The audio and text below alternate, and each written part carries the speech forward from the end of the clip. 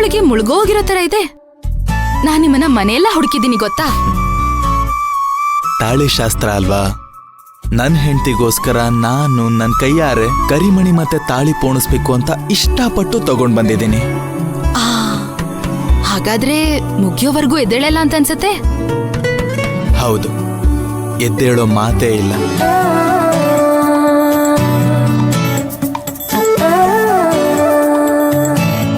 Madam, ಯಾಕೆ ಹೀಗೆ ಗುರಾಯಿಸ್ತಾ ಇದ್ದೀರಾ?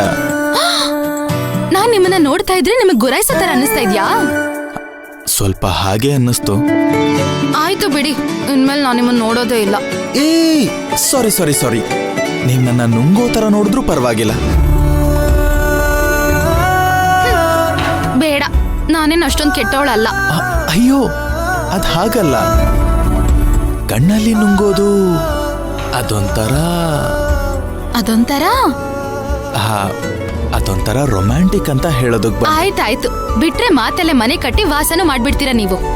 ಅಂದ್ರೆ ನಾವು ಮನೆಯಿಂದ ತುಂಬಾ ದೂರ ಬಂದಿದ್ದೀವಿ, ಏಕಾಂತದಲ್ಲಿದ್ದೀವಿ. ಅದಕ್ಕೆ ವೆದರ್ ತುಂಬಾ ತಣ್ಣಗೆ ಚೆನ್ನಾಗಿದೆ.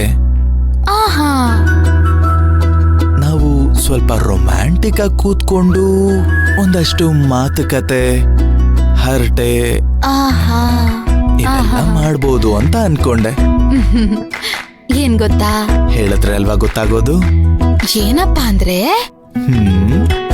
ಸಾವಿರಾರು ಜನ ಇರೋ ಜಾತ್ರೆನಲ್ಲಿ ನಾನೊಬ್ಳೆ ನಿಮ್ ಪಕ್ಕದಲ್ಲಿ ಇದ್ರೂನು ಅಲ್ಲೇ ಏಕಾಂತ ಹುಡ್ಕೊಂಡ್ಬಿಡ್ತೀರಾ ಅಲ್ವಾ?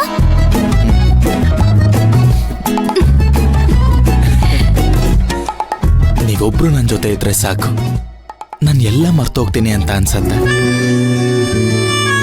ಈ ಜಗತ್ತನ್ನೇ ಮರ್ತೋಗ್ತೀನಿ ಅನ್ಸತ್ತೆ. ಮುದ್ದು ಪುಟ್ಟ ಲಕ್ಷ್ಮಿ ಕದ್ದು ನನ್ನನ್ನೇ ಮೆಲ್ಮೆಲ್ಗೆ ಯಾಕೋ ನೋಡ್ತಾವಳೆ.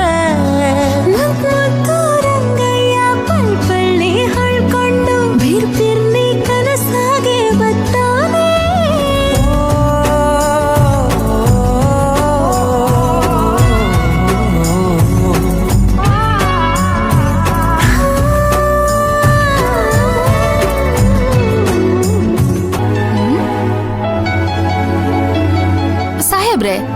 ಈಗ ನೀವ್ ನನ್ನ ಕಣ್ಣಲ್ಲೇ ನುಂಗೋ ತರ ನೋಡ್ತಿಲ್ವಾ?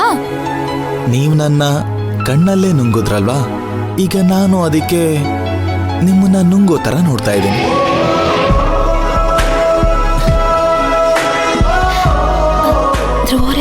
ಏನ್ ಮಾಡ್ತಿದ್ದೀರಾ? ನೀವ್ ನಕ್ಕದ್ರಲ್ಲ, ಮುತ್ತು ಎಲ್ಲಿ ಕೆಳಗ್ ಬಿದ್ದೋಗುತ್ತೋ ಅಂತ ಹಿಡ್ಕೊಂಡೆ. ಹೋಗಿದ್ರು ಅವರೇ, ಯಾರಾದ್ರೂ ನೋಡಿದ್ರೆ ಏನಾದ್ರೂ ಅನ್ಕೋತಾರೆ.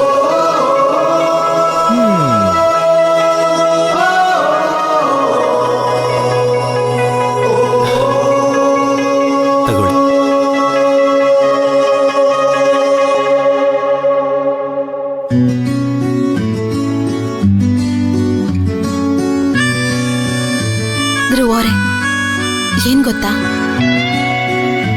ಹೆಣ್ಣಿನ ತಾಳಿಲಿ ಗಂಡನ ಉಸಿರು ಇರತ್ತಂತೆ. ನಿಮ್ ಉಸಿರು ಸದಾ ನನ್ ಕೊರಳಲ್ಲೇ ಇರತ್ತೆ. ನನ್ಗೇನ್ ಅನ್ನಿಸ್ತಿದೆ ಗೊತ್ತಾ, ನಾಳೆ ನಮ್ಮಿಬ್ರದು ಇನ್ನೊಂದ್ಸಲ ಮತ್ತೆ ಮದ್ವೆ ಆಗ್ತಿದೆ ಅಂತ ಅನ್ನಿಸ್ತಾ ಇದೆ.